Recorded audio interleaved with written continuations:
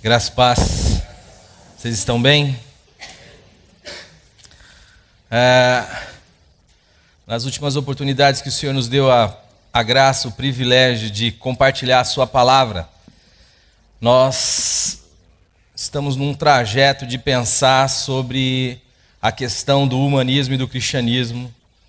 Então, se vocês pegam os 4 últimos estudos, por exemplo, eles estão dentro da mesma temática. E por isso vocês vão ter que me aguentar um pouquinho mais, e a gente vai ter que pensar um pouquinho mais sobre alguns textos que talvez a gente já tenha usado aqui. E essa é uma dificuldade para os dias de hoje, como igreja, se bem que este espírito do humanismo ele se manifesta desde que o mundo é mundo. E nós vamos perceber isso pela leitura dos textos que nós preparamos para esta noite, para compartilhar com a igreja. Muitas vezes as pessoas não percebem a essência do que está por detrás de um cristianismo humanista, porque tem normalmente uma mesma raiz, ou aparentemente um tronco comum, mas o seu desenvolvimento se dá em esferas totalmente diferentes. E, portanto, o seu resultado também é muito diferente.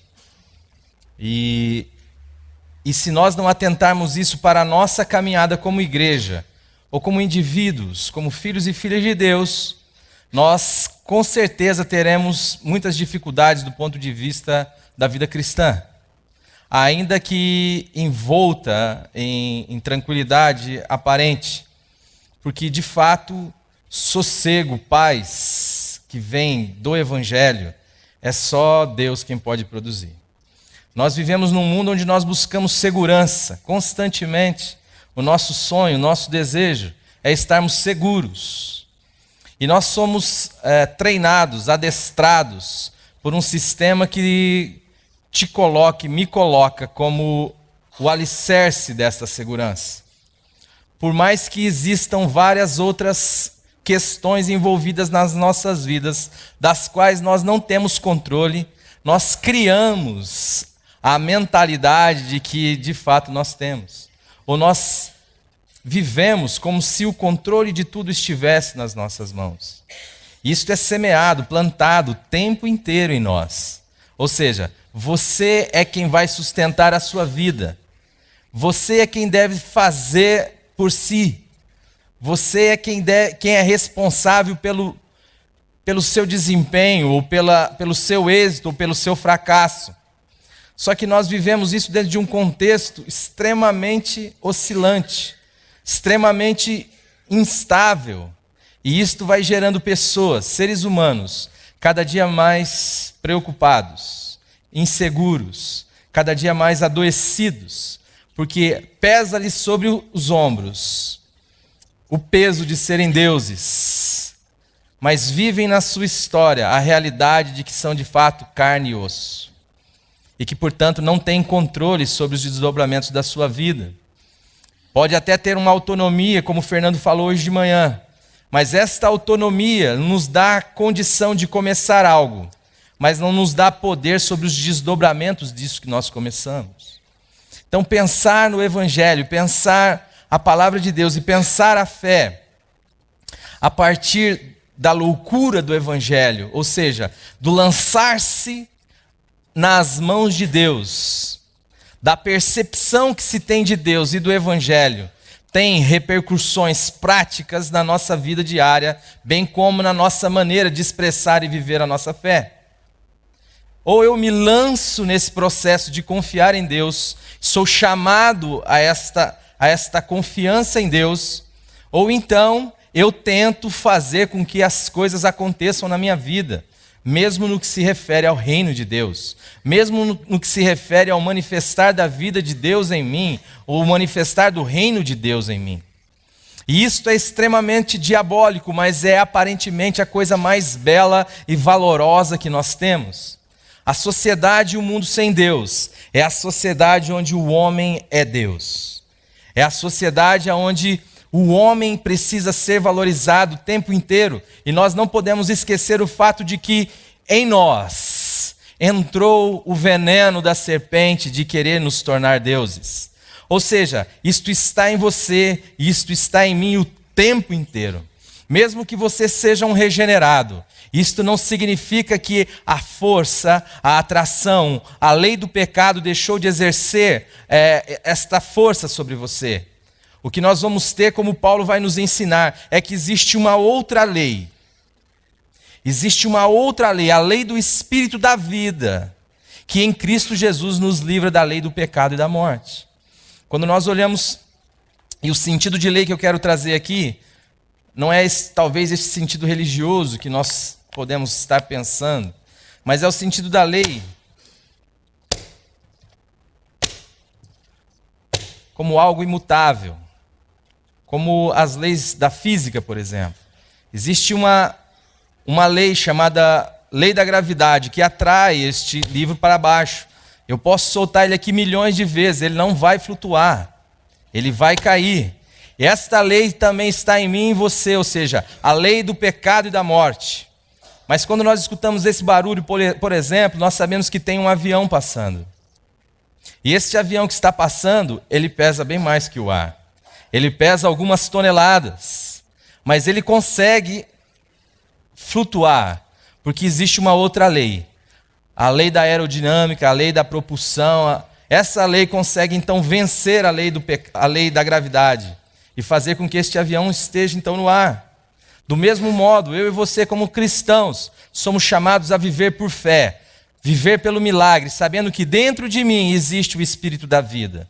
Existe a minha comunhão com Deus, nós somos um só Espírito, porque Deus de fato me uniu a Ele naquela cruz, e na ressurreição de Jesus, Deus de fato me fez seu filho, e me fez participar da sua natureza, como a palavra de Deus vai nos ensinar, e nos deu o seu Espírito, de modo que o seu Espírito habita em mim. De modo que tudo que diz respeito àquilo que Deus fala, tudo que diz respeito àquilo que Deus é, está em mim, porque Deus habita em mim. Fé cristã não é uma fé de aprendizado, não é uma fé onde Jesus Cristo é o seu exemplo, é uma fé onde Jesus Cristo é a sua vida. E isto faz toda a diferença. Agora, no caminhar cristão, nós vamos ter a liberdade muitas vezes, e uma liberdade que é mal utilizada. Porque, meu querido, se você quiser levantar aí do seu banco e me dar um soco na cara, eu quero dizer para você que Deus não segurará a sua mão. Deus nos dá liberdade, mas Deus nos chama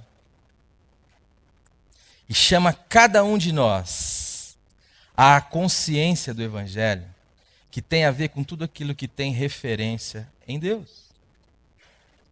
E nos chama a viver por fé, porque de fato, se não existir em você uma luta, eu fico vendo irmãos sofrerem, porque esperam ver em si uma coadunação, calma aí que fugiu a palavra, uma coadunação plena com tudo que há em Cristo, com a mentalidade de Cristo. Mas quando olham para você ou para si, percebem as suas rachaduras, como Silas falou aqui ontem à noite, percebe que os seus pensamentos às vezes não são bons, percebem que as suas tentativas de fazerem o bem normalmente acabam no mal. Então se sentem inadequados, acham que não nasceram de novo, acham que Deus não funciona. É simplesmente o fato de se apoderar de uma mentalidade humana, cartesiana, mundana, de querer fazer com que eu e você sejamos a resposta para Deus. Meu querido, você é chamado a viver o milagre, a contradição, é olhar para você e não ter perdão, e andar em direção ao perdão e falar: Deus, deposita este perdão na minha conta. O Senhor é a minha vida. Nós somos chamados a isto, a viver o milagre. Mas você vai prestar atenção que desde que o mundo é mundo, nós tentamos fazer com que a palavra de Deus funcione na nossa vida, mas isso através do meu braço, da minha capacidade. E nós estudamos isso a partir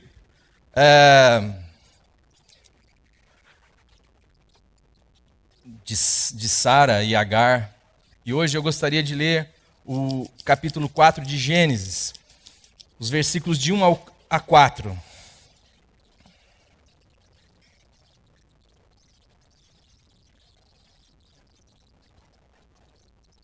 Você lê, Manel? Tem aquele negócio, aparece aqui, não? Coabitou o homem com Eva, sua mulher. Esta concebeu e deu à luz a Caim. Então disse: adquiri um varão com o auxílio do Senhor. Depois deu à luz a Abel, seu irmão. Abel foi pastor de ovelhas e Caim lavrador. Aconteceu que no fim de uns tempos trouxe Caim do fruto da terra uma oferta ao Senhor. Abel, por sua vez, trouxe das primícias do seu rebanho e da gordura deste.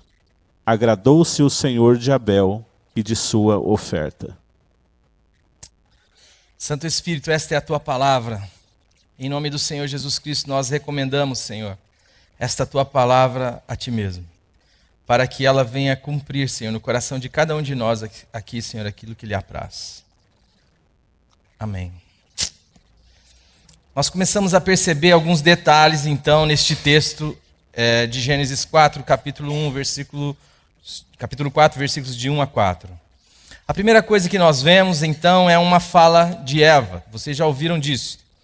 Eva, então, exclama da seguinte maneira o fato de ela conceber Caim. Ela diz: adquiri com o auxílio de Deus um varão. O nome Caim tem um significado interessante e ele tem uma associação muito grande também com este verbo, adquirir.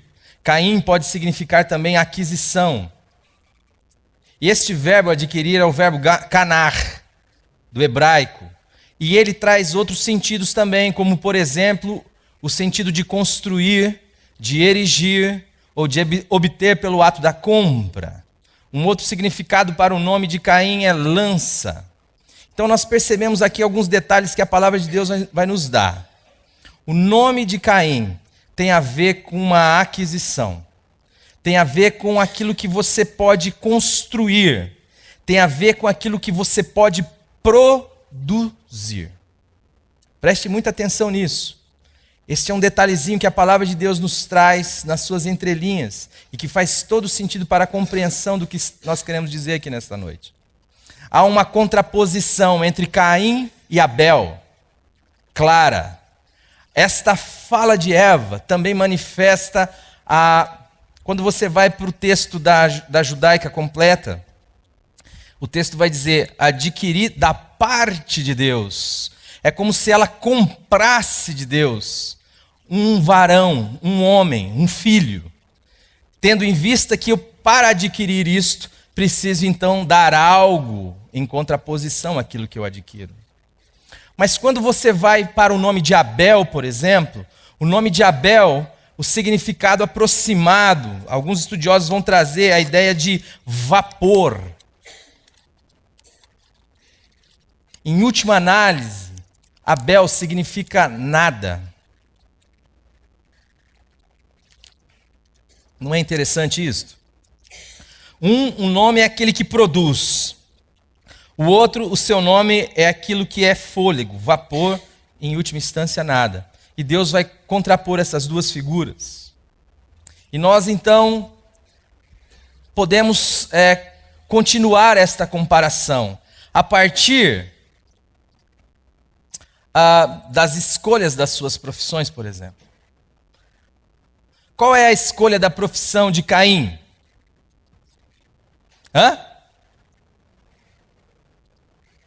Que profissão é essa? Sussurrador. Lavrador. Lavrador é alguém que trabalha a terra. Qual que é a profissão de Abel? Pastor. Mas é interessante a gente pensar nas particularidades dessas duas profissões. Uma tem a ver com o suor. o labor. Vamos para Gênesis capítulo 3.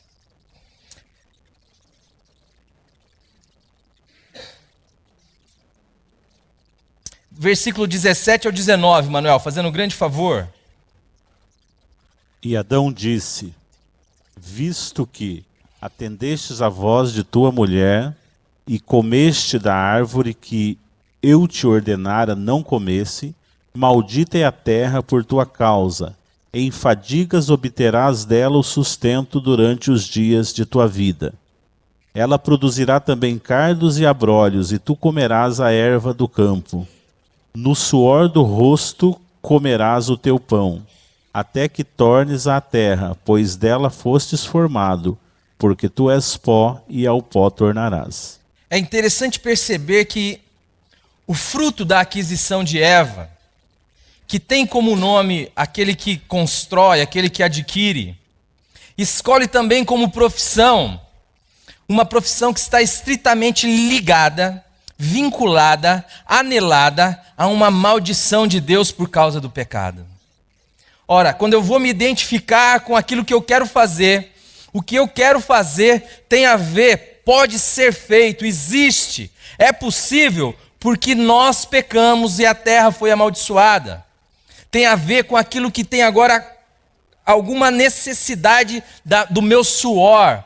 Porque até então, Deus já havia dado ordem para que toda a terra produzisse frutos, árvores, espécies, segundo as suas sementes, e que elas produzissem isso de maneira abundante. Ou seja, Deus é quem era o agricultor desta terra. Deus é quem dava todo o sustento ao homem. Mas depois de um momento onde o homem decidiu andar por si, decidiu ser Deus, nasce então com isto uma maldição. A maldição de que a terra seria maldita e de que por causa desta maldição, ou por causa desta tentativa do homem de viver sem Deus, ele então agora teria que comer do fruto do seu suor, daquilo que escorresse do seu rosto, daquilo que ele pudesse produzir. Neste caso, então, faria sentido a agricultura, o labor, lavrar a terra.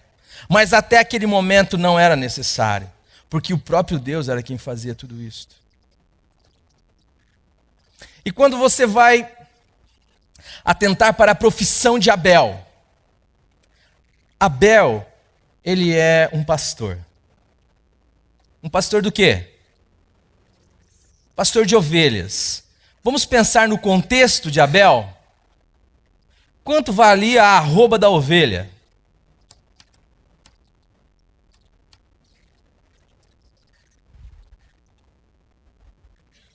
O que é você pastorear?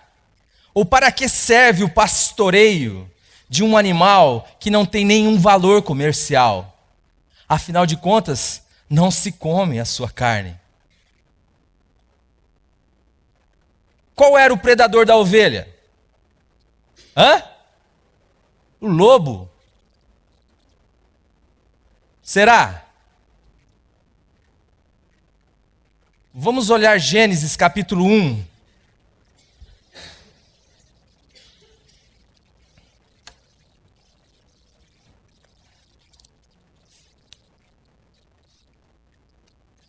Gênesis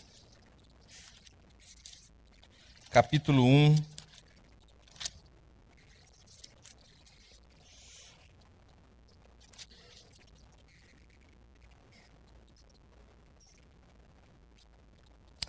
Versículos 29 e 30.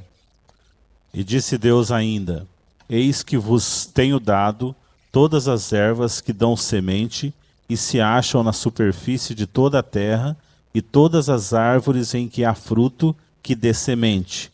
Isso vos será para mantimento. E a todos os animais da terra, e a todas as aves dos céus, e a todos os répteis da terra, em que há fôlego de vida, toda a erva verde lhes será para mantimento. E assim se fez. Olha que interessante. Dentro desse contexto, ainda não se havia colocado no cardápio, tanto do homem quanto dos animais da terra, a carne. Até então, todos os animais, todos os seres vivos, inclusive o homem e a mulher, se alimentavam de ervas.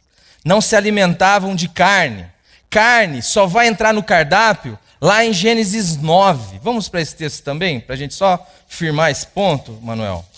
Gênesis 9.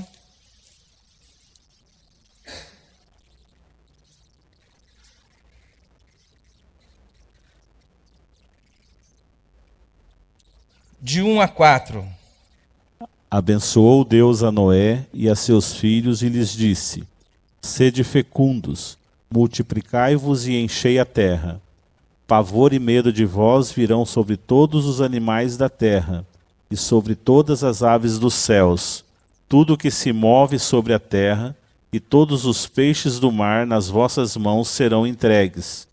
Tudo que se move e vive ser-vos-á para alimento. Como vos dei a erva verde, tudo vos dou agora.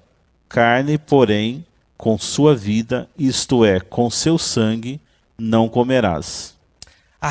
A alimentação a partir da carne só vem depois do dilúvio.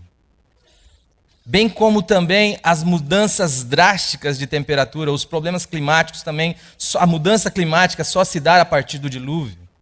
Até aquele contexto, não há frio, não há calor. Não há um predador para a ovelha. Não se interessa-se pela sua pele. Ainda que Deus tenha usado a pele de um animal, contudo aquilo tem como objetivo cobrir a nudez do homem. E tem como objetivo também apontar para a realidade do sacrifício de Jesus, que veio também cobrir os nossos pecados. A primeira opção do homem não foi as peles dos animais, mas foi as folhas de figueira. Ora, que profissão é esta? O que significa então ser um pastor? E é interessante saber que é como se fosse um título para Jesus. Jesus vai dizer, eu sou um bom pastor. E nós precisamos entender que no contexto de Jesus era uma das profissões malditas. Porque um bom pastor não estava apto a cumprir adequadamente a lei, porque a sua ovelha era mais importante do que a lei. De modo que se ela caísse num buraco, meu irmão, podia ser sábado que ele ia entrar lá para tirar. E Jesus toma para si esta identificação como um bom pastor. E vamos pensar que Caim também tomou para si a profissão de um pastor num contexto onde praticamente não havia necessidade. Abel não havia necessidade desta função. E quando os dois vão oferecer, porque ambos vão oferecer, a religião humanista também oferece coisas a Deus. Ela pensa poder oferecer coisas a Deus. Ela acha que tem algo a contribuir com Deus e com o seu reino. E quando ela quer oferecer, ela vai escolher daquilo que lhe custou o suor. Mas Abel vai escolher aquilo que ele ganhou. Aquilo que Deus lhe deu. Vocês estão conseguindo compreender essa distinção, meus queridos? Se você quiser oferecer algo a Deus, que é fruto do seu esforço, da sua capacidade intelectual, que é fruto do seu suor, eu quero dizer para você que Deus há de rejeitar isto. Porque não há nada que nós tenhamos a oferecer a Deus. O seu dízimo não faz nenhum sentido para Deus. Se a sua razão de ofertar, ou de dizimar, ou de contribuir, é fazer disto uma moeda de barganha, algo que te valorize ou que te distinga dos demais, e que, portanto, te mantém na esfera de ser mais um avarento, não significa nada para o Senhor. Agora, se você entende que tudo que você tem é Deus quem lhe deu, e que você sabe que Deus não precisa do seu dinheiro, mas que há uma alegria sua em contribuir, então tem sentido essa sua contribuição. Se você desenvolve algum ministério na sua comunidade, como aquilo que vai custar o seu suor, ou como aquilo que significa uma distinção para você dos demais, eu quero dizer para você que Deus não vai aceitar o seu ministério. Ele não precisa do seu serviço. Porque Ele é capaz, Ele é pleno, Ele é o doador de todas as coisas. Ele vai agir, Ele já agiu, Ele já realizou. Na cruz foi consumado todas as coisas. O seu Cordeiro Santo realizou tudo e disse: está consumado. Não há o que você tenha a oferecer a Deus. a não ser aquilo que Deus lhe deu. Se você não entende que tudo que existe na sua vida é uma dádiva de Deus, você vive atormentado, barganhando com o mundo e com Deus, com medo, inseguro, preocupado, porque o sustento da sua empresa está sobre as suas costas, o sucesso da sua empresa, a glória também é sua.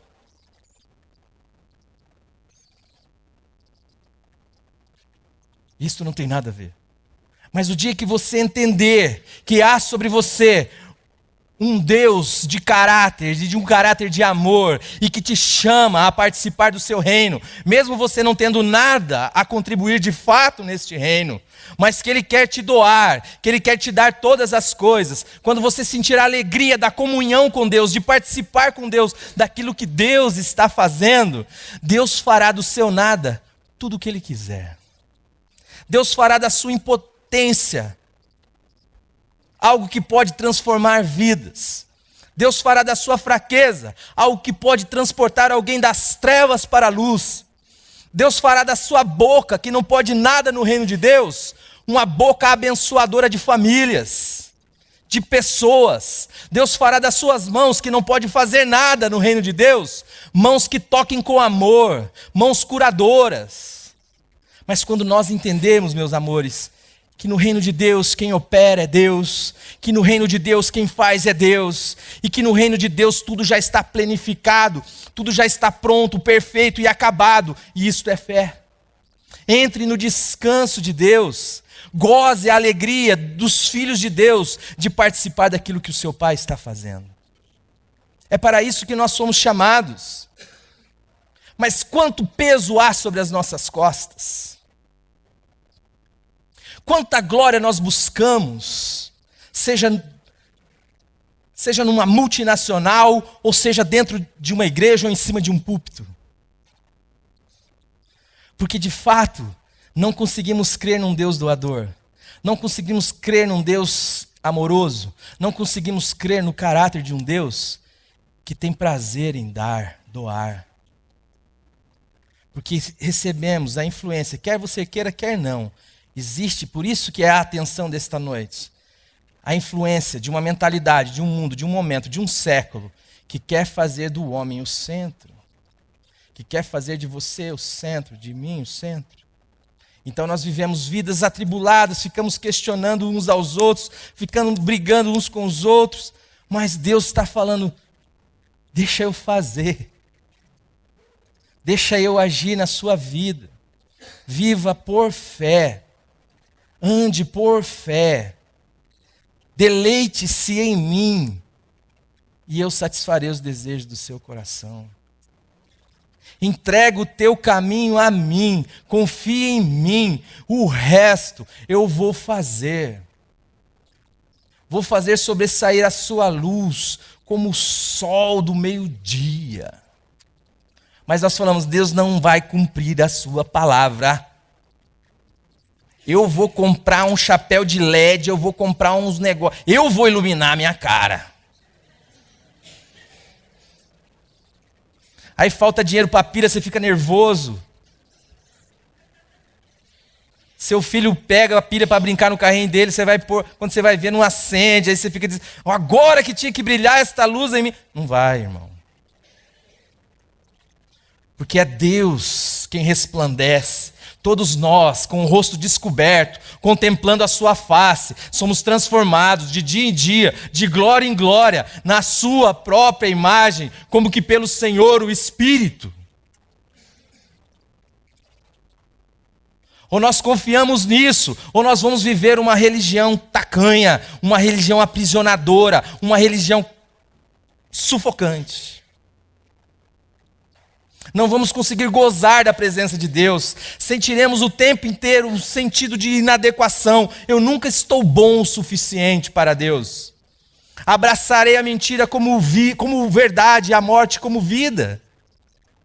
Nós não queremos a verdade. A verdade, irmão, é que de fato o amor de Deus nos constrange. A verdade, irmão, é que de fato nós não valemos nada. Absolutamente nada. E é duro para nós aceitarmos um amor de graça, um amor gratuito. Como assim eu não tenho nada a oferecer a Deus? E a minha capacidade? E a minha oratória? E os meus anos de estudo? Como assim eu não tenho nada a oferecer a Deus? Deus rejeitou a oferta de Caim, porque Caim foi oferecer aquilo que ele produzia, aquilo que lhe custava o suor. E Abel ofereceu aquilo que Deus havia lhe dado. Um se apresenta diante de Deus a partir das suas obras, do seu empenho. O outro se apresenta de Deus trazendo sangue alheio. Um sangue que nem é dele. Um sangue do Cordeiro, apontando para Jesus, apontando para o Deus Todo-Poderoso, apontando para o amor gracioso de Deus. Quando nós falamos disso, eu sei que isso é escandaloso. Jesus, quando foi questionado por João Batista, avisou a João Batista. Quando João Batista, que tinha visto tudo que viu, tinha participado de tudo que participou com Jesus, ficou em dúvida acerca de Jesus, se ele era de fato o Messias ou não, Jesus manda dizer para João Batista que bem-aventurado é aqueles que não se escandalizam por causa dele. Sabe por quê? Porque nós esquartejamos Deus. Nós vivemos de doutrinas muitas vezes. Nós esquartejamos a graça, por exemplo. A graça é uma entidade fora de Cristo, fora de Deus, que eu uso ela segundo a minha conveniência.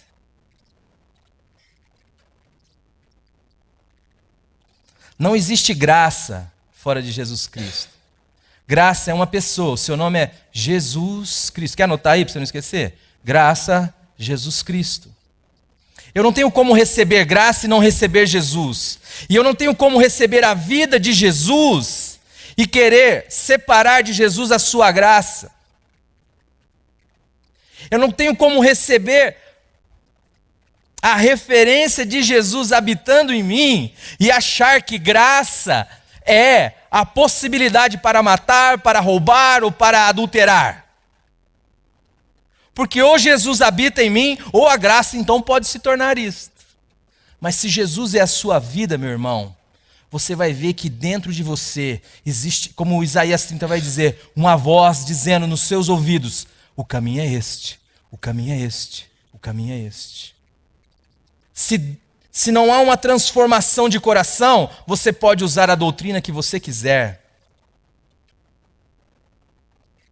Você pode fazer o que você quiser. Você pode até curar.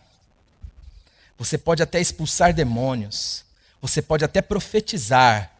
Mas naquele dia você ouvirá: a parte de mim, iníquo. Eu não sei quem você é. Vamos pensar um pouquinho nisso? Vamos para Mateus capítulo 7.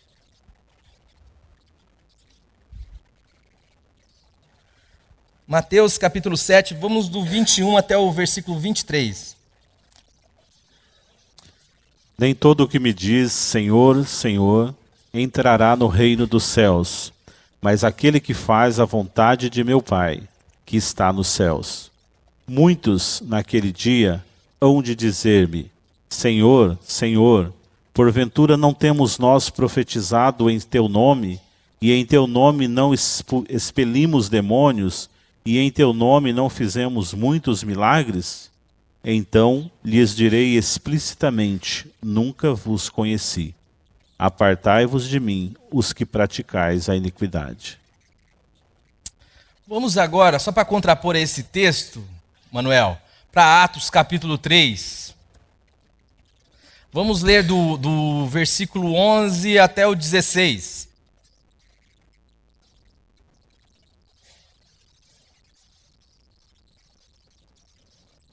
Atos 3, do 11 ao 16. Apegando-se a ele, a Pedro e a João, todo o povo correu atônito para junto deles no pórtico chamado de Salomão. À vista disto, Pedro se dirigiu ao povo dizendo: Israelitas, por que vós maravilhais disto? Ou por que fitais os olhos em nós, como se pelo nosso próprio poder ou piedade o tivéssemos feito andar?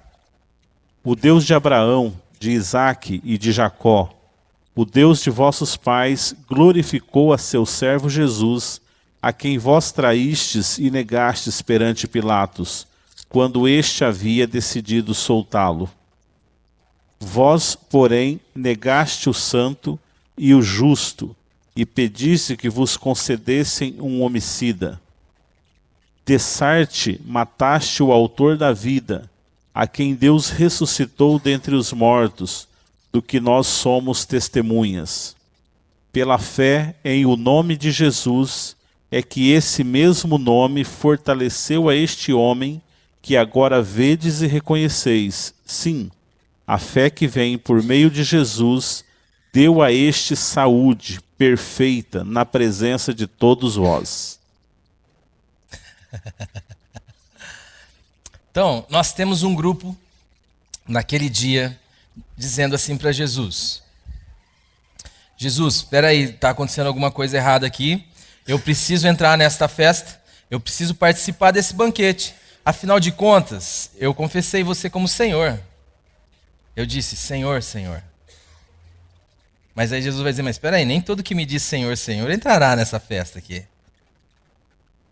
Mas tem mais alguns detalhes, Senhor, que talvez o Senhor desconheça a meu respeito. Eu curei, aliás, vamos falar de um grupo, nós curamos enfermos.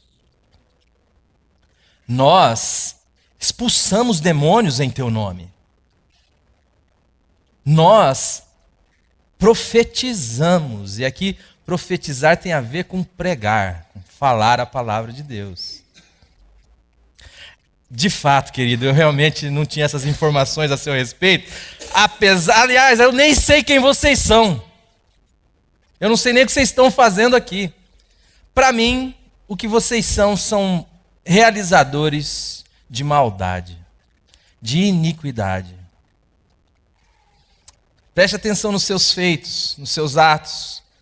São os atos que para nós estão ligados com a bondade. São curas, pregações, são prodígios, são expulsão de demônios. E de repente você tem uma outra realidade onde também uma cura está acontecendo. Esse contexto de Pedro e João é o contexto onde eles curaram o paralítico de nascença. Eles curaram aquele jovem, ou sei lá, 40 anos, né? Não é tão moço assim. Eles curaram aquele homem e, de repente, se viram cercados por admiradores, por pessoas que então os estavam admirando. E eles falam, espera aí, o que vocês estão olhando para mim como se por minha própria virtude, ou por nossa própria virtude ou santidade, este está em pé diante de vós? É por causa de Jesus Cristo que vocês mataram, mas que Deus o ressuscitou dentre os mortos. É por causa da fé que vem por meio de Jesus que este está são diante de vocês. Há uma diferença aí básica. E essa é a diferença toda do cristianismo humanista para o cristianismo pela fé em Cristo, para o Evangelho. É que um é eu quem faço, a outra é Deus quem faz. Eu estou curando, mas quem estou curando é eu acho que sou eu pelo menos. Eu estou fazendo, quem está realizando sou eu. Na outra, é Deus quem realiza, a glória vai para Deus. Eu vivo nesta dependência e com esta consciência arejada de que ou Deus faz um milagre na minha vida, ou eu vou produzir maldades, ainda que com cara de bondades. Isto vai me exaltar, isto vai me distinguir, isto vai me dar a consciência falha, errada, de que eu sou bom. Não sou bom, eu sou amado. Eu não sou bom, eu sou amado.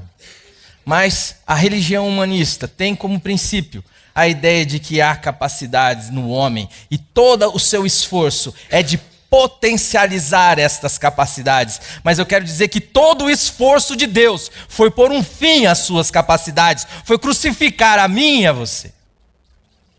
Para que de fato Deus pudesse ser em você. para que de fato Deus pudesse ser a sua bondade, a sua vida, a sua nova consciência. Deus, não a religião, porque se for a religião, você usará das doutrinas para se achar melhor do que o outro, você usará as doutrinas a seu favor. Quando você estiver mergulhado no seu pecado, você então usará a graça como algo que antecede o seu pecado, ou que faz com que você possa pecar à vontade. Você não vai entender que ela, na realidade, aponta para a sua condição de pecado, mas que também aponta desesperadamente para você olhar para a cruz.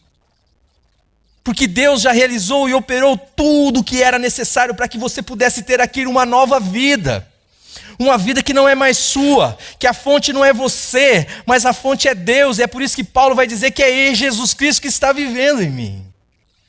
Que eu de fato estou morto, que eu não vivo mais, mas Cristo vive em mim. Mas isso não pode ser como doutrina, senão ela servirá simplesmente para fazer de você um sabichão. De você e de mim alguém que é melhor de quem não conhece a doutrina. Para fazer de você e de mim experts em transformar a graça em lei, porque eu vou usar da graça como um expediente legal para anteceder o meu pecado.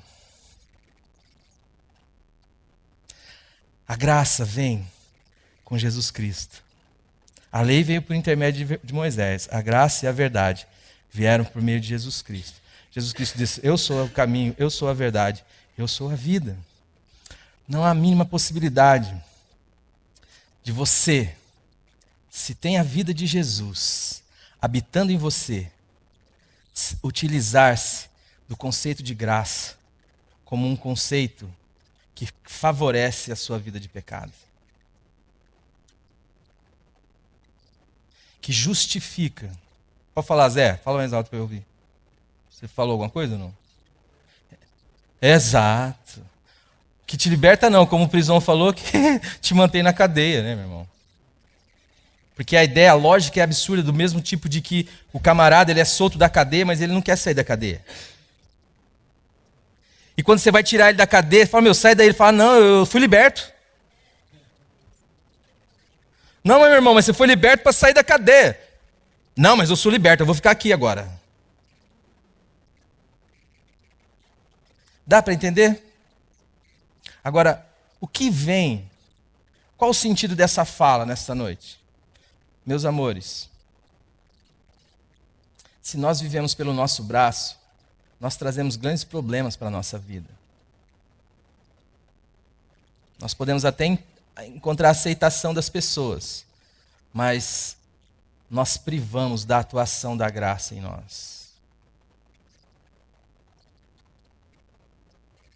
Nós não confiamos em Deus, nós não vivemos por fé. Portanto, nós produzimos alguma coisa, mas não que isso tenha alguma referência no reino de Deus. Nós podemos até produzir coisas maravilhosas.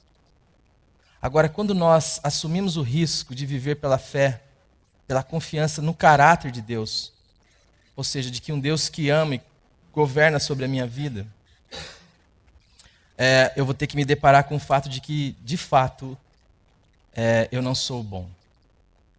Mas eu não vou dizer que eu não sou bom simplesmente como também uma doutrina, como algo que eu aprendi na escola dominical. Mas eu vou ter que me deparar com o fato de que, de fato, eu não sou bom. E que só existe um jeito para mim, a graça e a misericórdia de Deus. Ou Deus me ama, ou realiza tudo por mim, ou eu jamais vou sair desta mentira, desta vida mentirosa, ainda que seja num púlpito de igreja pregando. Porque, de fato, o que eu vou estar produzindo são coisas relacionadas à maldição do pecado.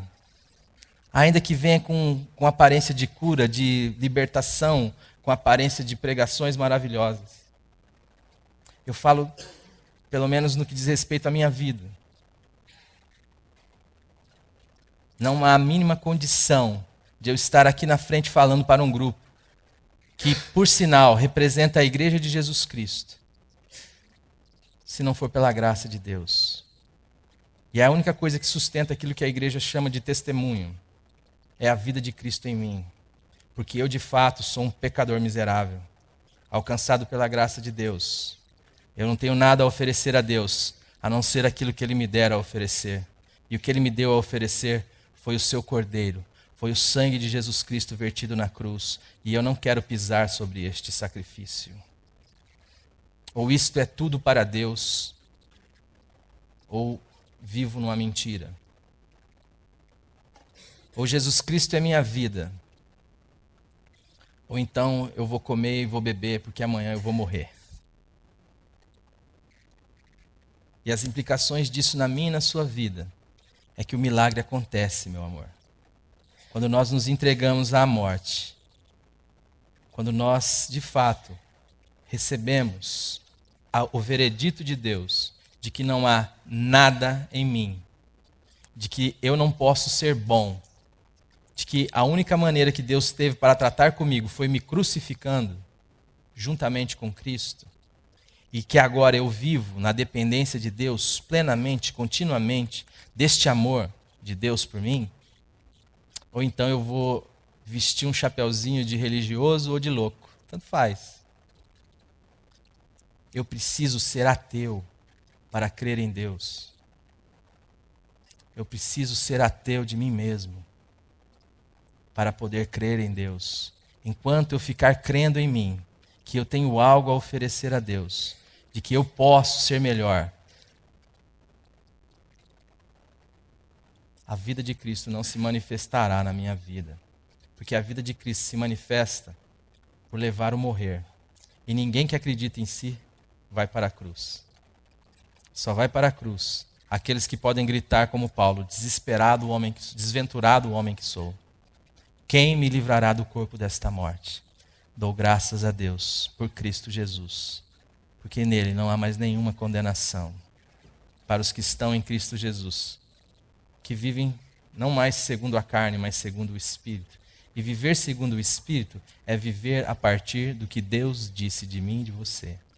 E você e eu temos da parte de Deus uma fala de que Deus estava em Cristo, reconciliando consigo mesmo o mundo, não imputando aos homens os seus pecados, e nos deu este ministério da reconciliação. Eu quero dizer para você que Deus te ama profundamente, que Deus já realizou tudo para que você fosse aceito diante dele, justificado, santificado, pleno. Deus fez tudo e te deu em Cristo. E você não tem nada a dar a Deus. E nem pode. Mas você é alvo do amor furioso de um Deus louco de amor. E que expressou esse amor na cruz do Calvário. Não queira barganhar com Deus. Não queira oferecer o suor do seu rosto. Não queira misturar suor com sangue, porque Deus rejeitará. Porque a única coisa que ele recebe é o sacrifício do Cordeiro. Só a Deus glória. Só a Deus glória. E isto lhe é dado. Se você quiser pisar, fique à vontade. Mas pise sabendo que Deus te ama. Pise sabendo que Deus já realizou tudo em meu e em seu favor. Pise sabendo que não há mais nenhuma condenação para você se você estiver em Cristo. Pise sabendo. E aqueles que em nome de Jesus, mesmo constrangido por este amor tão grandioso, ousarem pela graça e pela fé que vem por meio de Jesus, negar a si mesmo, tomar a sua cruz, receberão a ressurreição. E a vida ressurreta aqui e agora. É por isso que a Bíblia chama de novo nascimento. É porque você experimenta isto aqui e agora.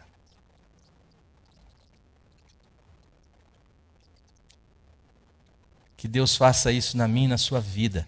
E que Deus te faça celebrar e anunciar para um povo que está morrendo, tentando satisfazer um Deus que é exigente, que está morrendo, atrofiado por culpas, que está morrendo, tentando ser cristão na força do seu braço, e não consegue experimentar a manifestação da vida de Cristo em nós. Esse assunto é muito extenso, talvez numa próxima oportunidade eu ainda continue com ele. O Zé já falou, não aguento mais. Mas eu vou continuar. Eu ia até ler o livro aqui, mas eu já estou passando da hora. Mas eu queria fazer uma coisa, eu queria que você levantasse agora. Eu gostaria que você desse a mão para a pessoa que está do seu lado.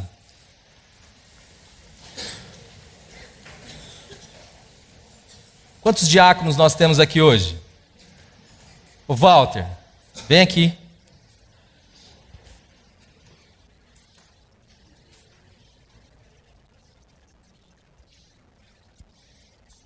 Quem mais tem de diácono aí?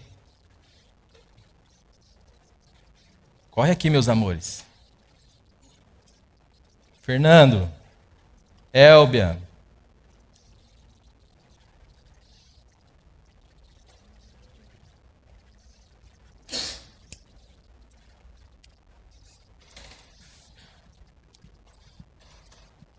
Melinha.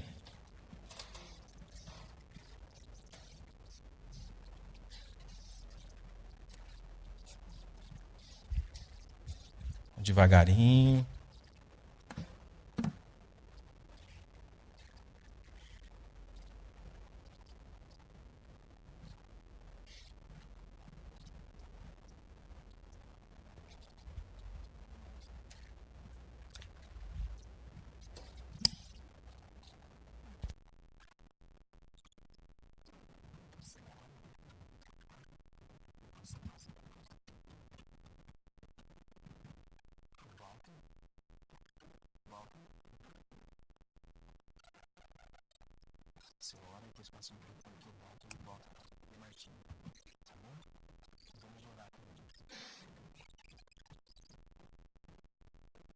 Fala dos presbíteros.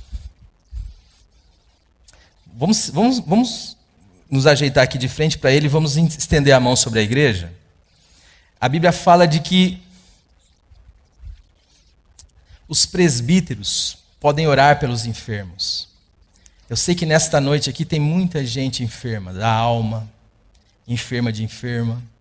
Tem muita gente que está desesperada, muita gente desanimada. Mas nós não podemos mostrar as nossas fraquezas, porque nós vivemos no ambiente dos perfeitos. Mas Deus sabe o que está no seu coração e no meu coração. Deus conhece cada rachadura sua. E o que nós estamos fazendo aqui é, como igreja, orar, interceder. E você aí no seu lugar, dentro daquilo que Deus tem falado ao seu coração, curve a sua cabeça. Senhor, eu não entendo direito isto. Pai, fala comigo, transforma a minha vida. Me ajuda a ser ateu de mim mesmo, me ajude a confiar inteiramente em Ti, Senhor. Opera este milagre na minha vida, cura a minha alma, cura os meus relacionamentos, Senhor. Senhor, eu quero ser Deus e por isso tenho ferido pessoas. Senhor, eu quero ser justo demais e por isso não consigo perdoar muita gente. Senhor, opera na minha vida pela Tua cruz, acaba comigo e me dá uma nova história. Faz isso em mim, Senhor. E esta é a oportunidade que Deus está nos dando de, como igreja, viver esse momento. E eu gostaria de pedir, então, para que os diáconos orassem, que vocês estendessem as mãos, e no final eu vou orar também. Pai, santificado seja o Teu nome. Amém, Senhor. Tu és o Senhor soberano. Pai, muito obrigado pelo Teu grande amor e pela Tua misericórdia.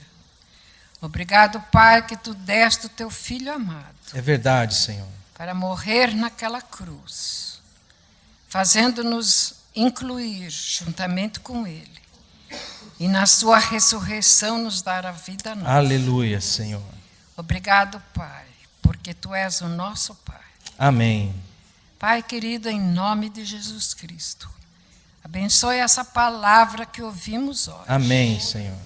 Para que essa palavra fique gravada nos nossos corações. Amém, Senhor. Ó Pai amado, em nome de Jesus Cristo, segura-nos nas Tuas mãos. Amém, Senhor. Guia os nossos passos.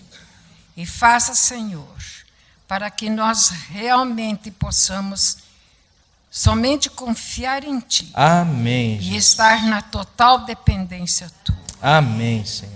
Pai querido, em nome de Jesus Cristo, cuida da nossa comunidade. Amém.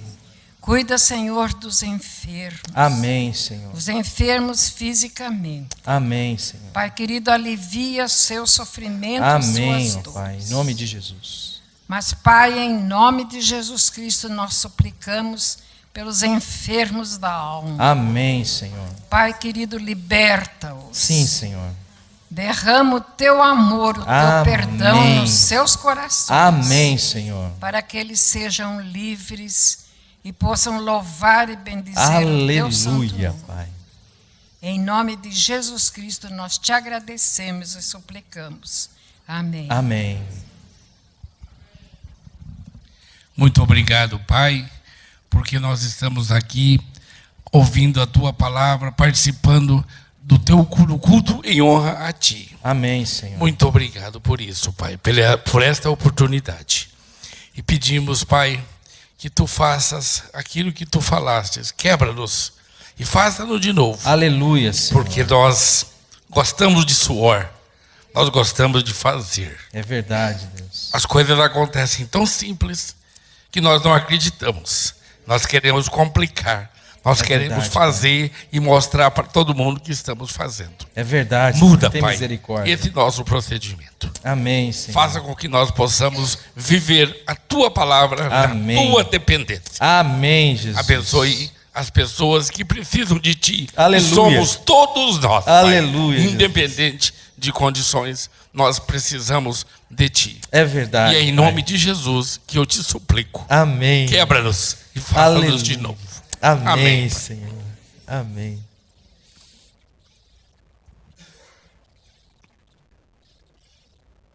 Pai, nós mais uma vez nos colocamos diante de Ti, Pai. Sim, Senhor. Para que o Senhor nos faça fracos, Pai. Sim, Para que Senhor. o nosso poder, Pai, se aperfeiçoe em Ti. Aleluia, Jesus. Nós não podemos nada de nós mesmos, Pai, mas pela Tua graça, Pai, nós recebemos o poder, Pai. Amém. Recebemos a Tua vida, Pai. Amém. Para que a Tua vida seja manifesta em nós. Pai. Amém, Jesus. Que possamos, Pai, celebrar a vida, Pai. Aleluia. Que possamos, Pai, manifestar a vida de Cristo em nós, Pai. Aleluia, Jesus. Ô, Pai, manifesta a Tua vida nessa igreja. Amém, Senhor. Manifesta o Teu caráter em nós. Pai. Amém. Ô, Paizinho Santo, glorificado seja o Teu nome nessa igreja. Pai. Amém, Que Jesus. nós possamos, Pai, levar a Tua vida, Pai, a vida manifesta em Cristo, Aleluia, Jesus. para que o Teu nome seja glorificado. Amém. Seja tudo em nós, Pai. Amém. Para a glória do Teu nome, Paizinho. Em Amém. nome de Jesus. Cura as almas, Pai. Amém, Ô, Senhor. Paizinho, manifesta, Pai. Quebra, Pai. Quebra aquilo que tem que ser quebrado, Pai, para que Amém, a Tua vida Senhor. seja manifesta, Pai. Amém. Obrigado pelo Teu amor. Obrigado pela Tua graça manifesta em Cristo, Pai. É no nome dele que oramos, em nome de Jesus. Amém. Pai amado, está aqui a Tua igreja, Senhor. E a Tua igreja é formada por pessoas que o Senhor ama. Pai, em nome do Senhor Jesus Cristo, Senhor, nós clamamos a Ti como igreja. A Tua palavra diz: chamai os presbíteros, Senhor, e eles orarão, Senhor, e os enfermos serão curados. Pai, Jesus Cristo já alcançou esta vitória na cruz do Calvário. O que nós pedimos nessa noite é regeneração, Senhor, novo nascimento, Senhor, cura de alma, Senhor, perdão, ó Pai. Nós pedimos que o Senhor repreenda todo espírito contrário à vida, Senhor, e que cada pessoa que entrou aqui nesta noite, ó Pai, em nome de Jesus, para a Tua honra e glória, Senhor, sejam cheias do Teu Espírito, que a seu tempo o Senhor se revele, Senhor, que a seu tempo o Senhor manifeste o Teu amor, ó Pai, sabendo que na cruz do Calvário nós morremos, Senhor, e que na ressurreição de Cristo, o Senhor nos deu uma nova vida e que pode ser celebrada. Isto é de graça, Senhor, é dado, Senhor, é bondade do Senhor, é dom do Senhor, não vem das obras para que ninguém se glorie, Pai. Por isso, Pai, toma cada família aqui, aviva esta igreja, aviva a Tua igreja nesta cidade, ó Pai, e em nome de Jesus, santifica mesmo o Teu nome em nós, glorifica o Teu nome em nós. Muito obrigado porque o Senhor está aqui, continua, Pai, fazendo na minha vida e na vida dos meus irmãos. Muito obrigado, Pai. É em nome de Jesus que nós oramos. Amém.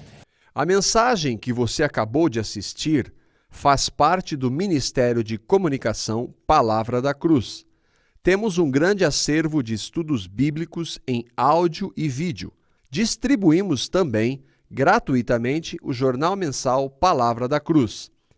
Entre em contato conosco pelo fone fax 0 operadora 43 3322 3037 ou pelo e-mail com@palavradacruz.com.br.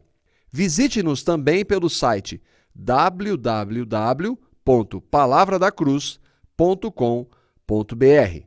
Graça e paz.